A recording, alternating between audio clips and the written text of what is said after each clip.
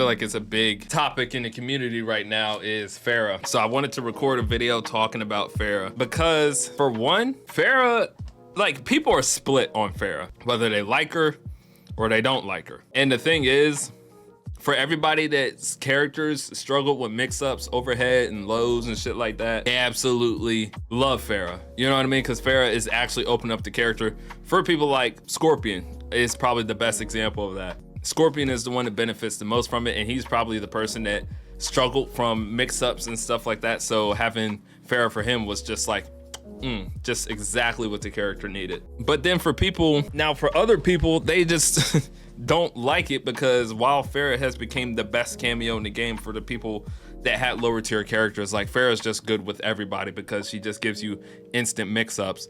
As popular as she is, you know, everybody's using her and then people have to play against her. Playing against her is difficult. Some people are just treating it like it's impossible, it's cheap and stuff like that. Some people just don't like getting mixed overhead and low. It's, you know, they'll say it's kind of cheap, which I can understand that because one of the characters I hate playing against the most in this game is like Smoke on Wi-Fi, and I'm just instantly getting mixed over and over and over again. So I understand the complaints, like nobody, you know, nobody likes just getting mixed and mixed.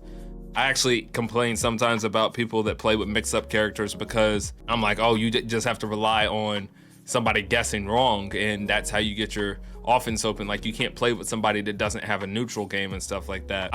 Like I said, I understand both sides of it because a lot of my favorite characters are low-tier characters. Like Li Mei was the first character I ever played with. I actually enjoy Sub-Zero. I've been trying to like learn him a bit because I've had people, you know, ask me to play Sub-Zero. I like Quan Chi. Nataro was one of the first characters I played.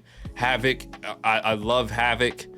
And when I look at top tier characters, probably the highest tier consistently that I actually enjoy is probably Kung Lao, and Kung Lao's just boring as fuck. I'm going to be a little bit on the bias side of enjoying FERRA because I think she's bringing low tiers up. So here's the thing, this is NRS's like template. This is what they do, and this is not the only game to ever do it. FERRA is OP, but we can't act like, I mean, OP, I mean, I don't know if she's OP. The only thing I would say about FERRA is her damage scaling on the mix-ups.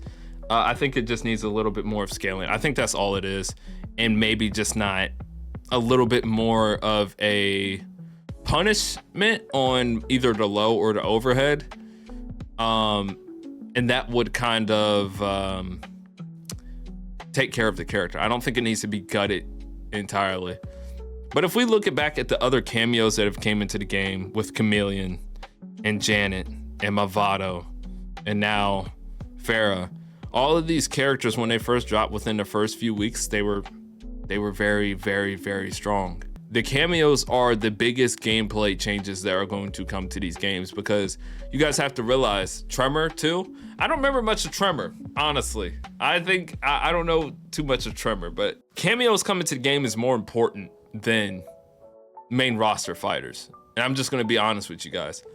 So even though we're getting Noob and Cyrax and Sector, we're not getting any new cameos up to this point. Like for instance, you have to realize for every cameo that drops, that buffs or nerfs probably 8 to 10 characters. Or I'm not gonna say nerfs because you obviously just don't have to use a cameo, but it can enhance like 8 to 10 people on the roster. Just think, for example, when Cyrax was reverted to the way he was at the beginning of the game, think of how many characters that affected, like, and put them back up higher on the tier list. The biggest examples was Baraka's and Reigns. Just a lot of characters were put back, and you could even, some people use like Scorpion. Yeah, Scorpion with Cyrax. There was just a lot of things. I don't know how many people would say Raiden. People were using Cyrax with Homelander. Like, people were just overly using Cyrax because these are some characters that benefited from Cyrax's horizontal chopper. And that's just a small example of how much cameo can affect. And the same with Chameleon. Chameleon just made everybody in the game better. Like everybody, like a low tier character, just put fucking Chameleon on him. Just put Chameleon on a low tier character and you're good. Johnny too, yeah, exactly. This is a blueprint that they're going to do. It's not going to change. It's probably when the new cameos come out, they're gonna be busted and shit as well. But one thing you have to give NetherRealms credit for is they're trying to enhance. I think they could do it a little bit more drastically. But of course they want their DLC cameos and shit to be better. That's why they want people to purchase it. But they're trying to add abilities and new moves to the main roster, like the original cameos and stuff like that. So you can't say that they're not trying to enhance the cameo system. Yeah, it's just what they're gonna do. Now, FERRA will probably get nerfs. I'm just hoping they don't get gutted. The only character or cameo that ever got like gutted, I think a little bit OD, was Peacemaker. As long as we don't do that, I think we're good. Other than that though, I don't think FERRA needs to be extremely nerfed, because I think the purpose of these cameos are to give buff to these lower tier characters. We want these characters, these DLC, or not the DLC characters, we want the main roster characters to be buffed. No armor on, no armor? Nah, you've got to have armor on the painting game, right? That is kind of ridiculous though. I mean, didn't it have armor though in MKX? It did have armor in MKX though. So it's like, you can't, I mean, I guess they could. I mean, they could do whatever they want with their game. So I'm like, yeah, I'm telling them they can't do that. Yeah, they could. But it's just like, how would you get it off then? This is pretty much, like, the cameos are meant there to help characters out. So it's like, when we get these buffs to characters and stuff like that, is it like, do you guys just want, like, I think deep down, people just don't want cameos in the game. And I think that's it. They just don't want cameos in the game. They just want Scorpion to be good without the, like, you don't have to use a cameo to have Scorpion be good. And that's understandable, because it's like, if you're playing Scorpion and you're not playing Scorpion FERRA, Scorpion is like damn near same Scorpion he's always been. You know what I mean? Make a game mode with no cameos. But I don't think these characters were designed. I don't think these characters were designed to not have cameos though. I think their movesets and stuff were based around cameos.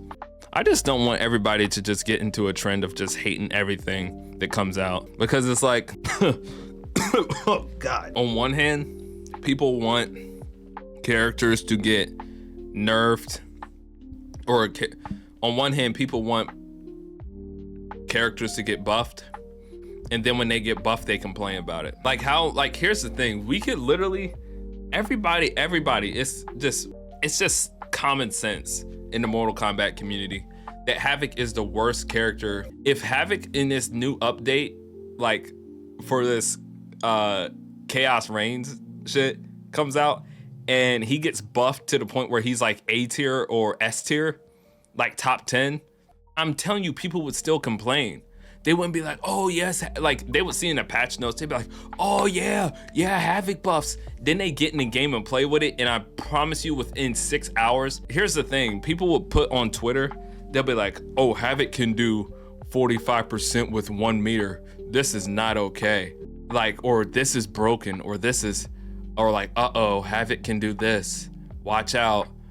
Oh, Havoc is gonna do this or make people quit, or Havoc is gonna break the game, or like people are gonna be pissed when Havoc can do it. Like it's always like a negative energy around it. You know what I mean? Like when everybody was posting their clips of like Goro doing crazy shit, they're like, oh my God, like why can he do this? Like, motherfucker, y'all wanted to see more crazy off the wall shit in the game. Y'all wanted to do more crazy shit in the game, right? But now that it's here, y'all are complaining about it. And it's the same thing with Natara. People complained that Natara was so bad for months. For months in the game, almost up to a year for the game. Now she's finally good, or she's decent. And people are like, this fucking character is broken. It's not cool. This character's this character's that. Same thing will happen to Sub-Zero when Sub-Zero gets buffs. They're gonna complain about Sub-Zero. Yeah, that's what I'm saying. It's like they complain about the game. They play the game all day. They want things to change in the game, and then when things change in the game, they complain about the changes in the game because it's not the same way that it used to be. But when it was the way it used to be, you was complaining and wanting changes. Just not following the logic of people here. It's like, do you guys really want the game to change or not? And you guys have to realize, and I was in the comment section with somebody that was commenting on the tier list. There was a guy, he was saying he couldn't wait for Homelander to drop. He loved Homelander. He knew he was gonna main him since the day he was announced. And then when he goes online and he beats people with Homelander, he feels kind of scummy because he's just really good. I'm like, bro, do not feel bad at all, bro. At the end of the day, it's a game, and everybody has their favorite characters, and everybody wants their favorite character to be the best character in the game. You know what? Like, it's like, bro, that does not need to be explained. Now, given I could be a hypocrite because I complain about Johnny Cage, but there's a lot of people that Johnny Cage is their favorite fucking character. So they probably love this fucking game, man. They do. I'm a Kung Lao fan. So to me, I'm like, what the fuck's wrong with Kung Lao and MK1, bro? He's boring as shit. Now, if Kung Lao was broken and good and like fun as fuck to play, nigga, I would be happy as shit. So I don't know why. Yeah, I don't know. I know people are envious and jealous and stuff like that, but I think we just gotta like, this is the way the meta is for now. Okay, FERRA will change. The meta will not always be the same. And it's like, you guys got to decide, do you like the game or not? And if you don't like the game, I don't want to deter people away from the game because I want people to enjoy Mortal Kombat. But if you don't like the game, then don't play it, bro. Or just like, I don't know, bro. We already have enough toxic people in this community.